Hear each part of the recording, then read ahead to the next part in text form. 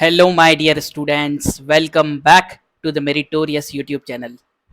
आज की वीडियो में प्यारे बच्चों हम बात करने वाले हैं। बहुत से बच्चों के कमेंट्स यहाँ पर मुझे देखने के लिए मिले, जिसमें बच्चे बोल रहे हैं कि क्या हम जो है किसी भी चैनल से जो कि सीबीएसई का पढ़ा रहे हैं उससे हम पढ़ाई हमारी जो है कंटिन्यू कर सकते हैं, क्या हमारी एमपी बोर्ड की भी तैयारी हो जाएगी। उससे रिलेटेड अपन यहाँ पर बात करने वाले हैं। किन किन बातों का आप लोगों को ध्यान रखना चाहिए अगर आप जो है किसी सीबीएसई के चैनल से पढ़ाई शुरू कर रहे हैं, और किस केस में आप लोगों को ध्यान रखना चाहिए। और अगर आप जो है जेई नीट वगैरह की या किसी कॉम्पिटिटिव एग्जाम की तैयारी कर रहे हैं तो उस केस में आप लोगों को क्या करना चाहिए, वो हम यहाँ पर डिस्कस करने वाले हैं। तो प्यारे बच्चों, यहाँ पर हम दो स्टूडेंट्स के हिसाब से बात करेंगे, दो तरह के स्टूडेंट के हिसाब से। हम यहाँ पर दो केस में यहाँ पर दो केस लेते हैं। सबसे पहला केस हम यहाँ पर लेते हैं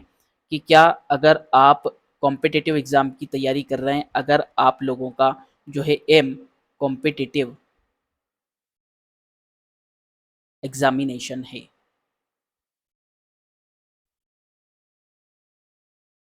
उस केस में आप लोगों को क्या करना चाहिए।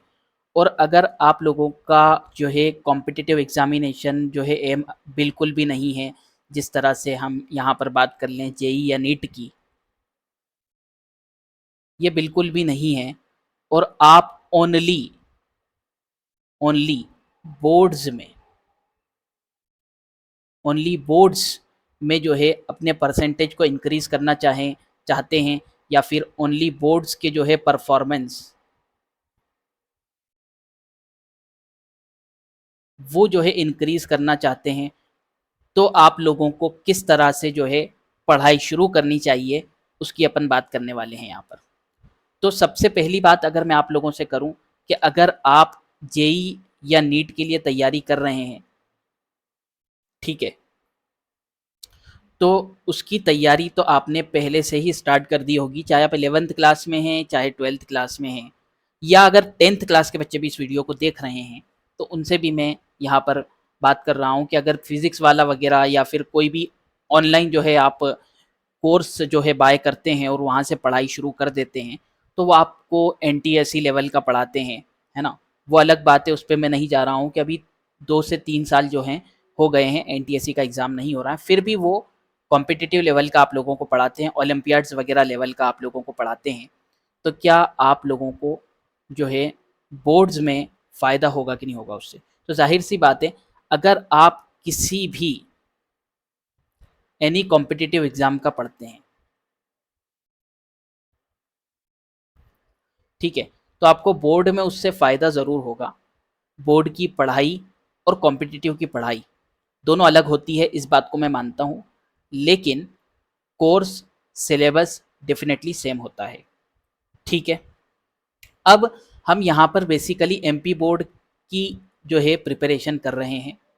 और उसी से रिलेटेड मैं आप लोगों को अपडेट्स देता हूँ, और उसी से रिलेटेड हम यहाँ पर बात करते हैं।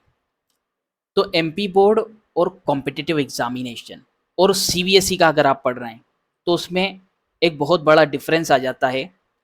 कोर्स में बिल्कुल भी डिफरेंस नहीं है, कोर्स बिल्कुल सेम है। अगर मैं आप लोगों से एमपी बोर्ड और सीबीएसई की बात करूं तो एग्जैक्टली कोर्स सिमिलर है, एग्जैक्टली सेम है आपका कोर्स, यानी कि सिलेबस। फिर डिफरेंस कहाँ आता है, तो डिफरेंस जो आता है प्यारे बच्चों, वो आता है डिफरेंस आप लोगों का एग्जामिनेशन पैटर्न पर,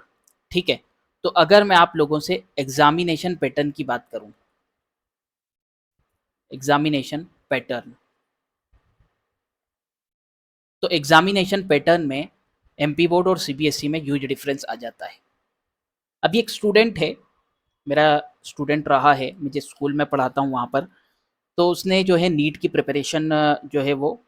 कर रहा है, मतलब की भी, और नीट का एग्ज़ाम भी दिया, अभी 12th हुई है उसकी, और नीट में उसको जो है 600 प्लस मार्क्स आ रहे हैं, यानी प्रॉपरली उसका सिलेक्शन हो रहा है, और उसको प्रॉपर जो है एमबीबीएस मिल जाएगा किसी भी गवर्नमेंट कॉलेज के अंदर, ठीक है। बहुत अच्छे मार्क्स उसको आ रहे हैं, नो डाउट, ठीक है। तो उसने जो है मुझे बताया और उससे मेरी बात हुई थी, तो उसने मुझसे ये कहा कि 11th क्लास में हमने जो है नीट की तैयारी शुरू कर दी थी, और 11th क्लास में जो नीट की तैयारी हमने शुरू की थी, तो उसमें हमने जो है सब्जेक्टिव, यानी कि जो आप लोगों के स्कूल एग्जामिनेशन होते हैं, जिसको अपन स्कूल एग्जाम्स बोल सकते हैं, उस पर उसने फोकस नहीं किया था, उस पर उसने ध्यान नहीं दिया था। तो जिसकी वजह से 11th के अंदर सब्जेक्टिव एग्जामिनेशन में थोड़ी सी उसको प्रॉब्लम आई। ठीक है। और 10th जो है उसने सीबीएसई से की थी, और एमपी बोर्ड का उसे पैटर्न के बारे में भी थोड़ा बहुत जो है 11th में इतना जो है पता नहीं था, 12th में आके मालूम पड़ा। तो 12th में उन लोगों ने क्या किया, वो मुझे बताते हैं कि 12th में हमें समझ में आ गया कि सब्जेक्टिव के बगैर जो है वो मतलब चारा नहीं है, क्योंकि हमें बोर्ड एग्जामिनेशन भी निकालनी है, जाहिर सी बात है, और वो बहुत इंपॉर्टेंट रोल प्ले करती है। हम अगर बात करें यहाँ पर आगे उसके अंदर किसी भी कॉलेज में अगर अपन एडमिशन लेते हैं उसके अंदर, तो इम्पॉर्टेंट रोल प्ले करती है। तो 12th में अलोंग विथ नीट प्रिपरेशन, उस बच्चे ने जो है नीट के प्रिपरेशन के साथ साथ बोर्ड के पैटर्न को समझा, और बोर्ड के, क्योंकि एमपी बोर्ड में उसने एडमिशन ले लिया था, तो एमपी बोर्ड के पैटर्न को समझते हुए उस बच्चे ने जो है मतलब एमपी बोर्ड के प्रीवियस ईयर क्वेश्चंस जो है वो लर्न करना शुरू कर दिए साथ में। बहुत इंपॉर्टेंट बात मैं आप लोगों को बता रहा हूँ, एमपी बोर्ड के पैटर्न को समझा और प्रीवियस ईयर क्वेश्चंस को लर्न करना शुरू कर दिया, इस बात को ध्यान में रखते हुए कि सिलेबस का जो रिडक्शन हुआ है वो वाले क्वेश्चन एक्सक्लूड करना है। उन सब चीज़ों को ध्यान में रखते हुए साथ ही साथ एमपी बोर्ड के क्वेश्चंस को जो है लर्न करना शुरू कर दिया, और क्या बोलते हैं अपना जो ऑब्जेक्टिव्स होते हैं उनको एनालाइज करना शुरू कर दिया कि किस तरह के ऑब्जेक्टिव आने वाले हैं। तो अभी एमपी बोर्ड का जिस वक्त मैं वीडियो बना रहा हूँ उस वक्त रिजल्ट तो आया नहीं है, तो एमपी बोर्ड में भी आई एम श्योर कि वो 85 प्लस या 90 प्लस परसेंटेज सिक्योर कर चुका है, उसके कॉन्फिडेंस से ऐसा ही लगता है, और उसने जो 11th में गलती की थी उससे सीखा। ठीक है। तो अगर आप बोर्ड के लिए भी ज्वाइन करते हैं, तो चूंकि एमपी बोर्ड के लिए अभी कोई ऐसा ऐप या फिर कोई ऐसा ऑर्गेनाइजेशन या फिर कोई ऐसा जो है ऑनलाइन कोर्स मुझे नहीं दिखता है जो आपको प्रॉपरली एमपी बोर्ड फोकस होकर पढ़ाए। ठीक है, ऐसा अभी तक तो मुझे कुछ नहीं दिखता है इस वक्त, जिस वक्त तक मैं वीडियो बना रहा हूँ। अगर आपकी नॉलेज में कोई है तो ज़रूर आप जो है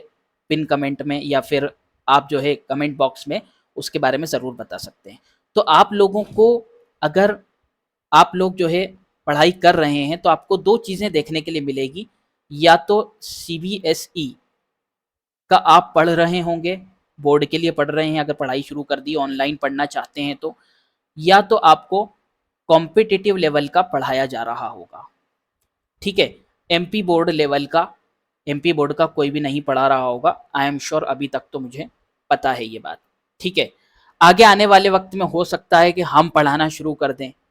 ठीक है, हम पढ़ाना शुरू कर दें, ये आप लोगों को मैं इशारा दे रहा हूँ, तो इसलिए हमारे चैनल को ज़रूर ज्वाइन कीजिए। तो आगे आने वाले वक्त में हो सकता है कि एमपी बोर्ड पर फोकस्ड होकर हम कोई कोर्स किसी भी प्लेटफॉर्म पर स्टार्ट कर सकते हैं। ठीक है,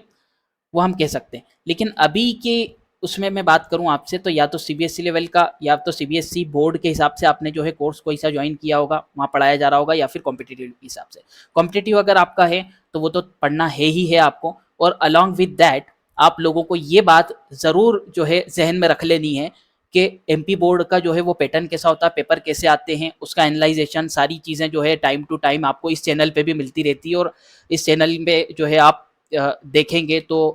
पिछले सेशन में मैंने जो है वो 11 ईयर्स या 12 ईयर्स के जो है फिजिक्स और केमिस्ट्री के क्वेश्चंस भी डाले थे, वहाँ से भी जाकर आप देख सकते हैं, ऑब्जेक्टिव्स भी डले हुए हैं, काफ़ी सारा कंटेंट है, आप इस चैनल के ऊपर देख सकते हैं। वहीं आप अगर सिर्फ सीबीएसई का जो है पढ़ रहे हैं, ठीक है, कॉम्पिटिटिव का नहीं पढ़ रहे हैं, कोई ऑनलाइन कोर्स आपने ज्वाइन कर रखा है फ्री या फिर पेड, जिसमें सीबीएसई का आपको बोर्ड लेवल का पढ़ाया जा रहा है, तो वहां से पढ़कर आपको क्या करना है, तो मैं आप लोगों को बता देता हूँ सीबीएसई और एमपी बोर्ड के एग्जामिनेशन पैटर्न में क्या डिफरेंस है। सीबीएसई और एमपी बोर्ड, यहाँ पे मैं लिख दूंगा CBSE versus MP board exam pattern, exam pattern. में ह्यूज डिफरेंस है प्यारे बच्चों। तो अगर आप सीबीएसई लेवल का पढ़ रहे हो और इस बात से संतुष्ट है कि यार हमारी पढ़ाई हो रही है, अब हम जो है एमपी बोर्ड में भी जो है फोड़ ही देंगे क्योंकि सीबीएसई लेवल थोड़ा सा हाई होता है, ठीक है, आपकी बात सही है। लेकिन सीबीएसई का पढ़कर आप एमपी बोर्ड में बहुत अच्छे मार्क्स ले आएंगे, इसमें थोड़ा सा जो है डाउट है, ऐसा नहीं होगा, ऐसा नहीं हो सकता, क्योंकि एमपी बोर्ड के क्वेश्चन का लेवल जो है और एमपी बोर्ड का जो एग्जामिनेशन पैटर्न है वो अलग होता है। ऑल दो सिमिलर, पूरा के पूरा कोर्स सिमिलर है, पूरा के पूरा कोर्स सिमिलर है। तो ऐसे में अपन क्या कर सकते हैं प्यारे बच्चों, ऐसे में आप लोग क्या कर सकते हैं, तो ऐसे में आप लोगों को जो है, अगर आप क्लास 12th में हैं या 10th में हैं या कोई जो है बोर्ड का सिलेबस आपने ज्वाइन कर रखा है, आपने पढ़ाई शुरू कर दी है, तो आप ऐसे में ये कर सकते हैं कि पिछले सालों के क्वेश्चंस पेपर को एनालाइज करो। उसमें जो क्वेश्चंस आए हुए हैं, खासतौर से लास्ट 5 ईयर्स का मैं रिकमेंड करता हूँ, लास्ट 5 ईयर्स, क्योंकि पिछले बार भी मैंने एनालाइज करा था, उसकी एनालाइज की वीडियो भी अवेलेबल है और उस एनालिसिस की वीडियो भी अवेलेबल है, और इस बार भी हम एनालिसिस करेंगे। तो लास्ट 5 ईयर में से 50 से 60% रिपीट होता है, 50 से 60% आप लोगों को पेपर में देखने के लिए मिलते हैं सब्जेक्टिव क्वेश्चंस, ऑब्जेक्टिव की बात नहीं कर रहा हूँ। और वहीं अगर आप कोशिश करोगे इस बात की कि लास्ट 10 ईयर्स के अगर हम देखें, तो 10 ईयर्स में से अगर आप देखोगे तो बहुत ज़्यादा फर्क नहीं पड़ता है,